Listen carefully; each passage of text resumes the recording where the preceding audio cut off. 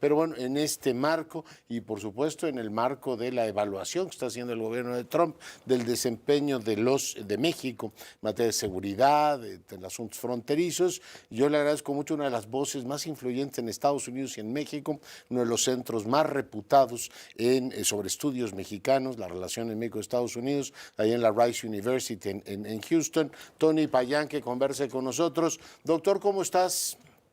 Muy bien, Leonardo, muchísimas gracias. Es un placer estar aquí contigo. El gusto es todo mío. Oye, ¿cómo estás viendo la relación? Estamos, digamos, viendo una película, ya habíamos visto hace 6 años, la forma en que Trump le plantea la negociación a Sheinbaum, ¿se parece o no? ¿Qué diferencias ves en la forma en que le planteó las relaciones el propio Trump a López Obrador, Tony?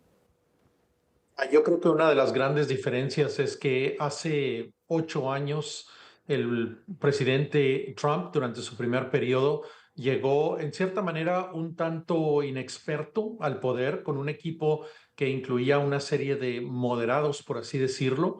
Esta vez llega, yo creo que ya con bastante experiencia sobre cómo funciona el gobierno, cómo funciona el poder que tiene el Ejecutivo en los Estados Unidos, con un plan muchísimo más claro, porque durante los 4 años de la administración de Joe Biden, muchos de los think tanks conservadores se dedicaron a crear planes y proyectos específicos, como el famoso 2025, el proyecto ese 2025, y ya depuró prácticamente a aquellos que pudieran ponerle redilas a su presidencia. Entonces hoy tenemos un presidente Trump mucho más competente, pero también capaz de crear mucho más caos. La segunda y muy importante cuestión que yo veo es el hecho de que el presidente López Obrador en aquel entonces fue relativamente efectivo en su capacidad de confinar a la relación binacional al tema de la migración.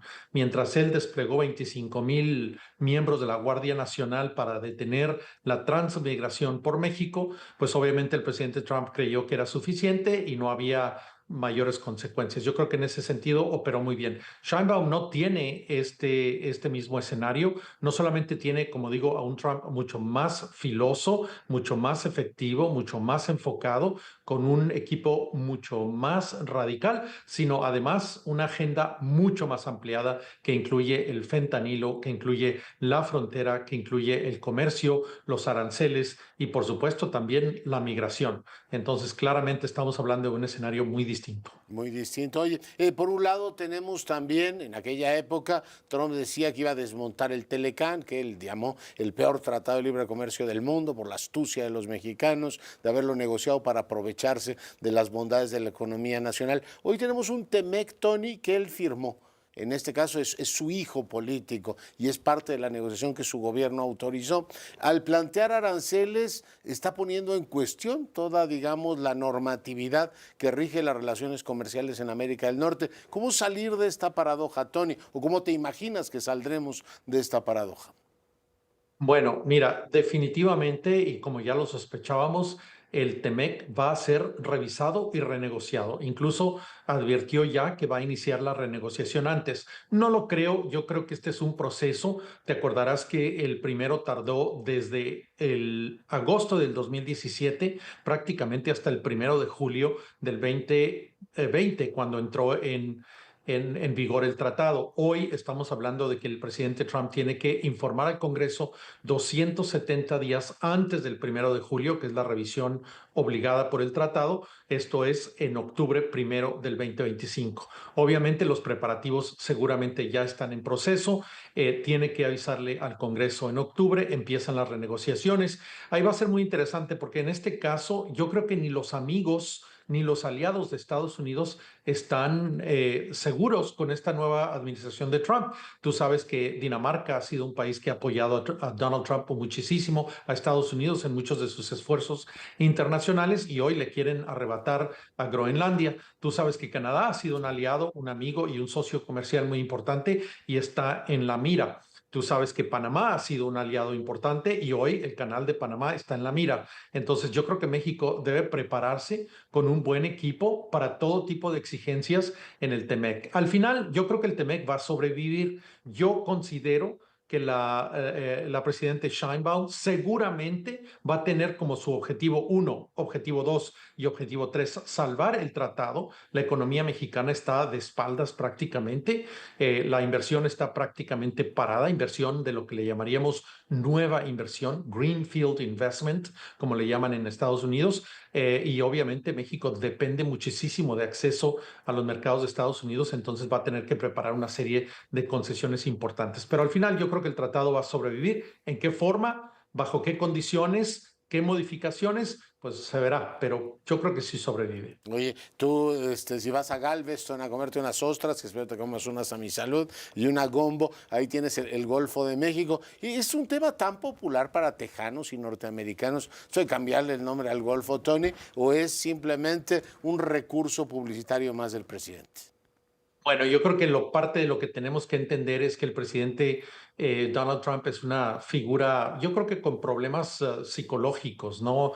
Yo te apuesto que muchos psicólogos clínicos pues se fijan en su personalidad, en la manera en que él atrae atención, en la manera en que le gustan los reflectores, en que le habla de sí mismo como el mejor presidente de la historia, el mejor presidente del mundo, el que va a hacer a Estados Unidos grande. Yo creo que hay mucho de performance en la presidencia de Donald Trump. Esto es uno de ellos. No tiene ninguna consecuencias. Llamarle al Golfo de No América lo o sé, al... pero era muy popular entre los tejanos, así. Era una vieja reivindicación.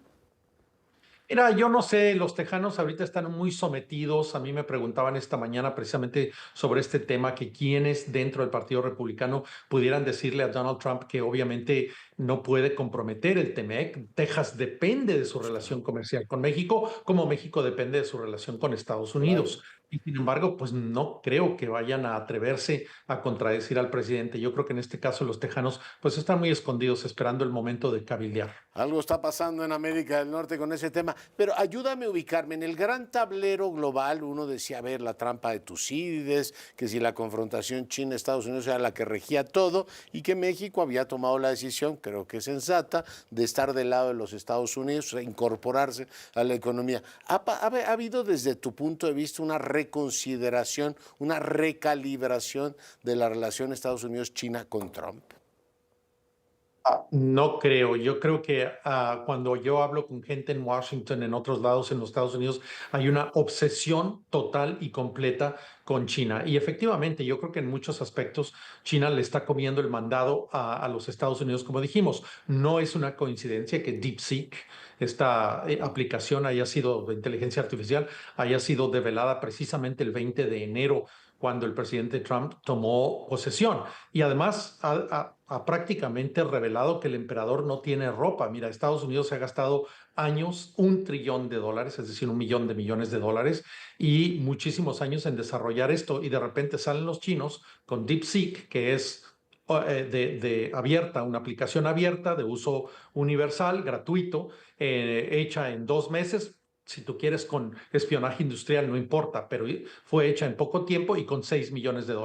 Esto revela claramente que en Estados Unidos hay una oligarquía que está recibiendo los recortes a los impuestos, estímulos tributarios, está recibiendo obviamente subsidios del gobierno, pues prácticamente para embolsárselo. Entonces yo creo que aquí Estados Unidos está perdiendo en cierta manera la guerra tecnológica, en parte por el sistema, los incentivos financieros del sistema. ¿Ya? Oye, siendo eso así, estoy conversando con Tony Payan, director del Centro para Estados Unidos y México, del Instituto Baker de Políticas Públicas, en este caso de la Universidad de Rice, allá en Texas. El tema es, siendo cierto eso, uno dice, bueno, pues ¿por qué no reforzamos las alianzas en América del Norte y las alianzas con los europeos, que son sus aliados naturales para contrapesar China, ¿no? Pone efectivamente al vecindario en una situación complicada. En materia de seguridad, ya tenemos efectivamente las primeras señales, pactaron los dos gobiernos un mes para que ellos evalúen desde el lado de los Estados Unidos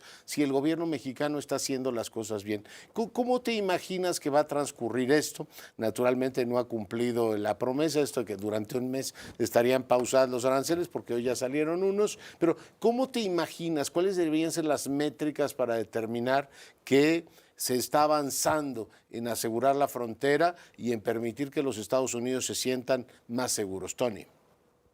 Yo creo que no hay manera en que México pueda aplacar estas inquietudes, estas inseguridades de Estados Unidos. Sencillamente van a ser concesiones, van a ser improvisaciones. El propio presidente Trump pudiera imponer aranceles adicionales o hacer amenazas adicionales para extraer otras concesiones. Evidentemente, el fentanilo no es algo que se pueda arreglar de la noche a la mañana, ni en un mes tampoco. El crimen organizado en México ha avanzado muy abiertamente en muchos territorios en México. No nada más hacen de los mexicanos víctimas, obviamente tiene consecuencias en Estados Unidos. Entonces, México durante mucho tiempo negó abierta y francamente que se hacía fentanilo, que circulaba fentanilo y que se traficaba fentanilo en México. Finalmente, la presidenta lo tuvo que reconocer. El tema de la migración creo que se está resolviendo más o menos bien. El número de detenciones en la frontera ya se colapsó a menos del 10%, pero el fentanilo no es tan fácil porque es un problema doméstico, es un problema de capacidad institucional que México ha desmantelado a lo largo de estos años, entonces eso se va a tener que reconstruir. Yo sospecho que ahí hay acuerdos no tan abiertos o no tan públicos. Estamos viendo estos vuelos aparentes vuelos de las Fuerzas Armadas de Estados Unidos para recoger inteligencia e información. Estamos viendo la posibilidad de que haya operaciones en conjunta con elementos de los Estados Unidos, no sé si simplemente policíacos o también militares. Yo creo que ahí Sheinbaum pues, tiene su objetivo, que es la economía y rescatar la economía de México, y va a tener que hacer concesiones que para la 4T van a ser muy difíciles porque, bueno, su canción es la soberanía, la no intervención, y yo creo que Trump aquí tiene la sartén por el mango. Sí. En términos generales, la imagen de México como un país que tiene, un gobierno que tiene muchos vínculos con el crimen organizado, estuvo claramente ubicado en el documento en donde se anuncian efectivamente estos posibles aranceles. Esto es algo que se ha venido deteriorando con el tiempo, Tony, y es increíble que tantos años después sigamos teniendo una imagen tan deteriorada en materia de seguridad en amplios sectores de los Estados Unidos. Yo creo que México ha ido sufriendo poco a poco este deterioro en su imagen. Muchos estadounidenses consideran a México un lugar peligroso. Ahora, no todos, evidentemente hay cientos de miles de estadounidenses que viven en México. La inversión sigue en México. No estoy hablando de inversión nueva, esa creo que no ha llegado, pero hay compañías estadounidenses que operan en México que pues reinvierten sus utilidades y crean más empleos y hay crecimiento. O sea, hay que revisar muy bien cuál es la inversión anual en México. Yo te aseguro que el 95% de esa pues reinversión de las compañías que ya están en México. Correcto. Eh, pero yo creo que aquí de lo que estamos hablando es que en este momento pues es la economía mexicana la que tiene a la 4T en vilo en cierta manera, y las concesiones en todas las otras series se van a tener que hacer, y la imagen de México pues no es algo que se vaya a reponer, que se vaya a recuperar en cuestión de años. Yo creo que esto también es un esfuerzo. El gobierno mexicano ha propuesto la marca mexicana. Imagínate, se desmanteló ProMéxico, que Sí. era para promover la inversión, se desmantelaron los esfuerzos de promover el turismo y la imagen de México, la marca mexicana, pues ahora están hablando de rehacerlo y reconstruirlo cuando lo habían prácticamente deshecho. Esto no se hace de la noche a la mañana. No, y habían dicho que iban a poner la casa en orden y que la mejor política sería la interior, y ya que el país estuviera en orden, nos respetarían. Claramente, ni el país está en orden, ni ha subido el crédito de México en los Estados Unidos, Tony. Efectivamente, yo creo que México además se le está viendo como un país que se está alineando con los aliados distintos. Yo no sé cuánto tarde Marco Rubio, ya ha hecho algunas menciones de este tema, de la alineación o realineación de la política exterior mexicana con Cuba, con Nicaragua, con Venezuela, posiblemente un coqueteo ahí con Rusia, ciertamente entre las bases más radicales de la 4T y de Morena. Yo creo que esto va a atraer mucho la atención porque lo que anda haciendo Rubio en Ah, Latinoamérica mira. es evidentemente crear una coalición de países afines, de líderes afines a los Estados Unidos, y en este momento a México pues no se le ve tan afín a los Estados Unidos por la política exterior de México. Creo que ahí eso es un error. Importan las dos cosas, la política doméstica y la política exterior. Mira, y he visto que los medios públicos han contratado gente que tiene una visión muy cercana a la lógica de Rusia. No había registrado efectivamente eso, pero estará efectivamente gravitando. Pues así están las cosas, mi querido Tony. Te agradezco mucho el tiempo, te mando un gran abrazo y atentos a los trabajos de tu centro. Gracias, Leonardo. Hasta la próxima. Cuídate, Tony Payán, el director de este influyentísimo centro allá en Houston.